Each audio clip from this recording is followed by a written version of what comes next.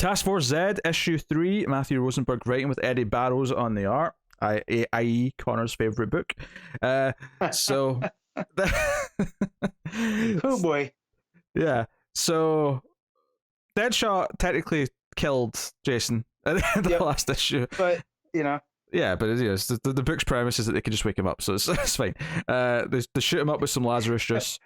How many times is Jason Todd gonna die and be revived by Lazarus? Like, if this is just an ongoing, as long as this book keeps going, because that's where his origin is right now, right? Is that the Talia had his dead body thrown into the Lazarus pit, and for him to be resurrected to mess with Batman, but he went his own way. And now he's just constantly being revived by the Lazarus juice. Yeah. So Deadshot comes in, and Jason gets a little defensive, but they kind of have a heart-to-heart, talk about the fact that he's effectively on a Suicide Squad again. Deadshot's not super happy about it, and is like you're saying that they won't give me more of this Lazarus juice if I don't cooperate anymore. Instead of the kill switch in the neck.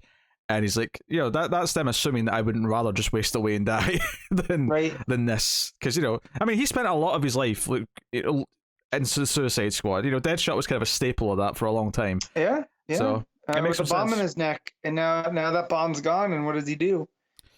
But the main part of the issue though is that Jason catches the redhead. I know her beast name is Sundowner. Sunday. I forget her name. It was like Helen, I want to say, something like that. Something like that. Let's see. Anyway, but she sneaks out and he follows her out and like, hey, we shouldn't do this. Have you ever heard of a vodka pizza slice, Matt? Is this a thing? Yeah, so there's a vodka sauce. So instead of just doing a regular tomato sauce, there's an Italian sauce called vodka sauce that, of course, uses vodka as a base. So I'm sure it's a different tasting pizza. I've never heard of it, but the typical, they get vodka sauce pasta, so I'm sure it's that base. I just because I never heard of it, so I'm just imagining like them making pizza and just whipping out a bottle of vodka and starting to splash it with vodka. I'm like, that has to be disgusting. No, that's called Russian pizza. But yeah, so this is like they bond a little bit. Jason's theorizing who this mysterious Mr. Crispin is. That's like behind the whole task force, and but they're kind of bonding, talking about monsters. But we find out a couple of pages later that this was actually an intentional ploy to sort of make Jason want to stick around. Like it was a manipulative tactic. Her name's Hannah, by the way. Hannah, there you go.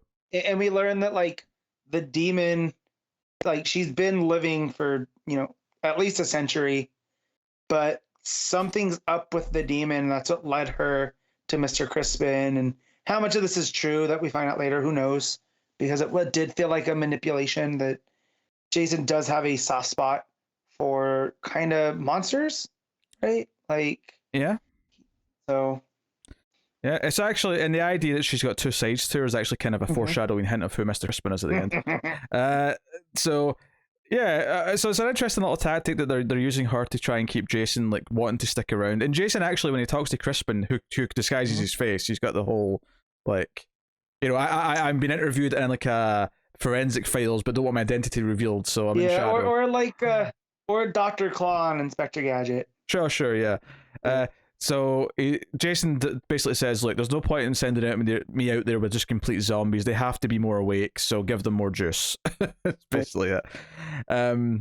So sure enough, they get a mission to get more Lazarus resin, which is being transported by a Cobra cult, and they show up. They have a nice big one-page spread of the team jumping out. So you've got Man-Bat, Deadshot, Bane, Arkham Knight, Bloom, and quite quickly into the fight though, they all start feeling a bit iffy and they start like vomiting and dying, and it's like, wait, why is this not working? And he's like, wait, is this something to do with the Lazarus resin? And it's like, well, no, because Jason had some of that and he's fine, whereas Bloom's not had any because Bloom's not dead and he's dying.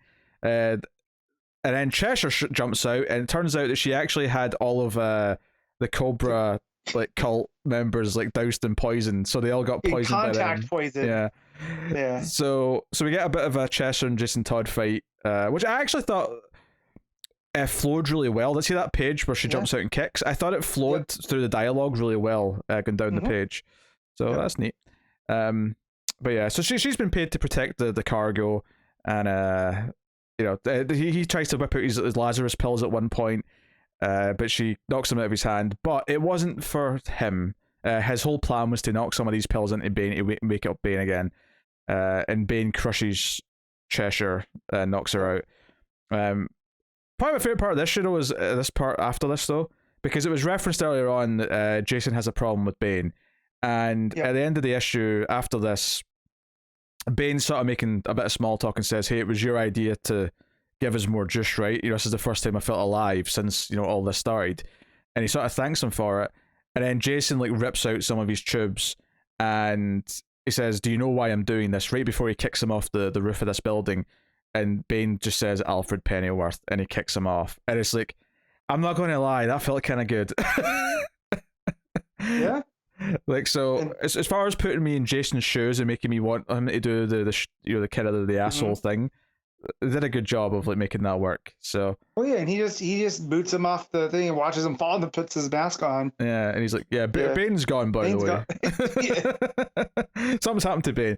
I think what was important about this issue, between this scene, especially after we see him be manipulated, is that this is very much about Jason like having some agency, because so he does this with Bane, and he sneaks off to meet Mr. Crispin at the end, so you get this great reveal at the end that it's actually Two-Face.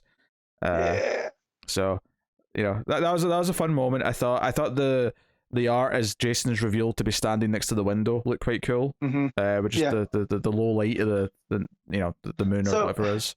So throughout this book, we've been getting how there's two sides to everything. There's two scientist ladies. There's two of them. Yeah, there's Amelia and Delia, right? And the whole point with Jason be like, well, which one am I talking to? And then just the duality of the Lazarus stuff, right? Like with Arkham Knight in the last issue, and then even with Jason. So the fact that Mr. Crispin ends up being Harvey Dent, Two-Face, such a nice reveal and got me pumped. Like, not that I was on the outs with this book, but this was like, I was like, I might read this in trade.